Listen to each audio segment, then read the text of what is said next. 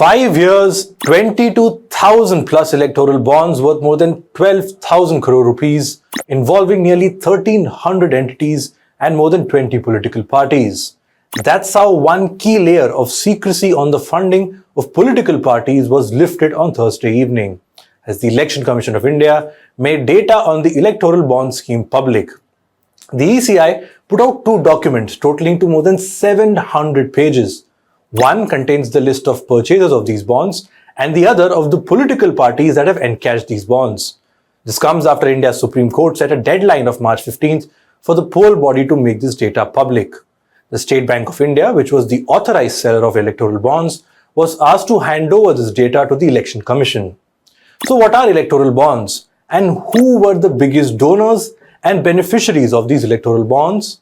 Hello and welcome to Simply Put. I am Shubham Chauhan. Let's get started.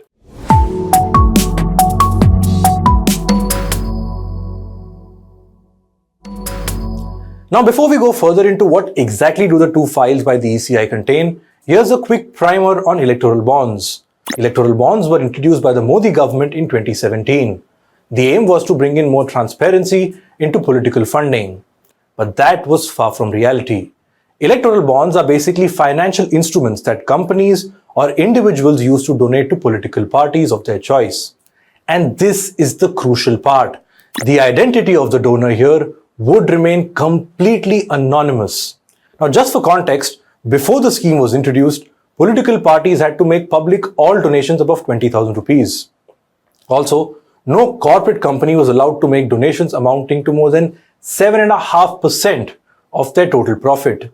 The electoral bonds completely changed the way political funding would work. Here's how.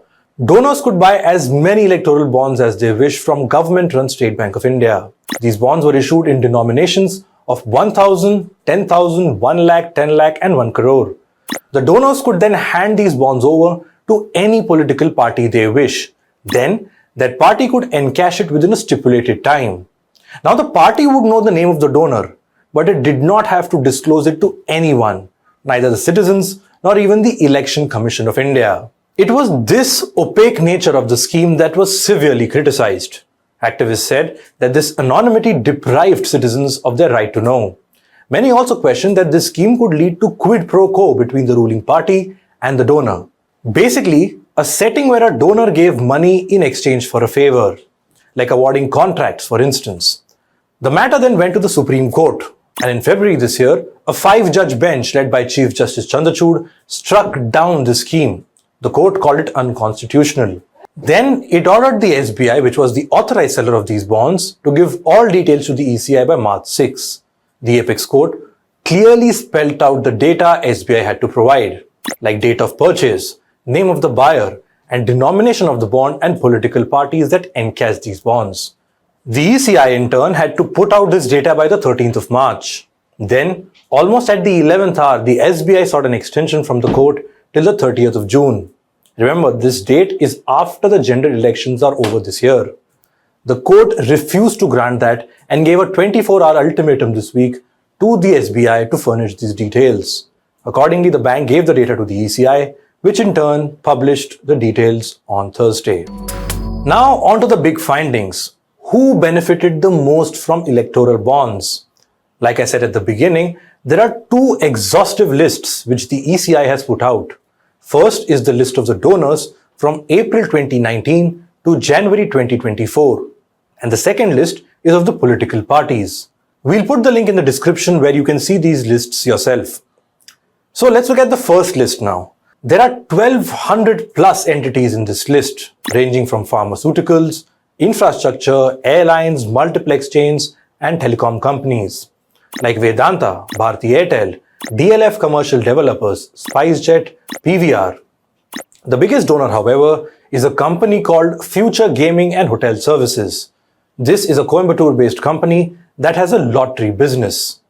This company gave 1,368 crores to political parties. In fact, in a single year, it gave 6 times its profit as donation to political parties. Then there is Megha Engineering and Infrastructure Limited. This company is involved in dams and power projects and was the second biggest donor, giving 966 crore rupees. Data also shows 3 companies associated with this company that had made significant donations. If one combines all these, the total bonds purchased by Megha comes to over 1200 crore rupees.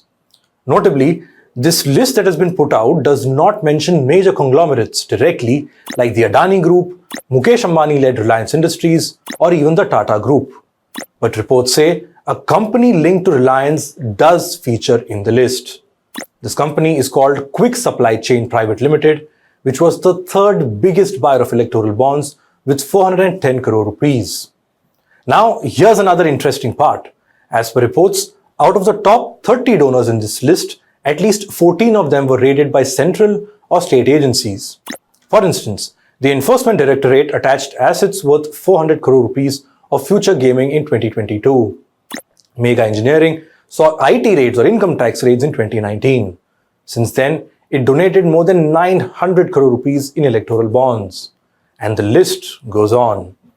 Then there are political parties. The total amount donated via electoral bonds was 12,156 crore rupees. 6,000 crore rupees, or nearly 50% of this amount, went to the ruling Bharatiya Janata Party, followed by the Trinamool Congress at 1,600 crore, Congress at around 1,400 crores. Now, it's important to note a few things here. So far, there is no way in which it can be established as to which company donated to which party exactly.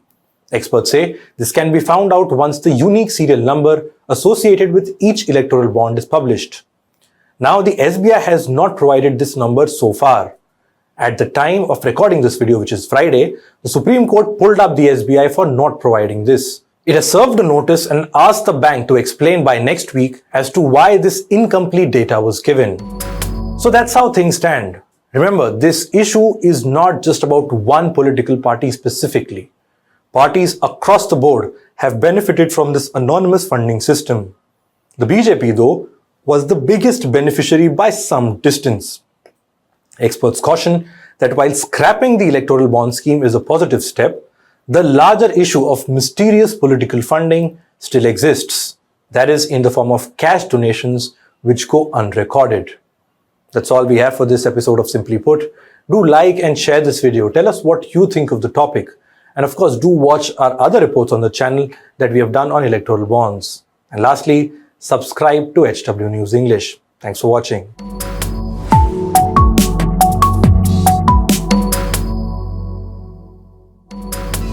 Stay ahead with our cutting-edge news app. Instantly access the latest shorts in just 1 minute and breaking news in just 50 words. Download now for a smarter, faster news experience.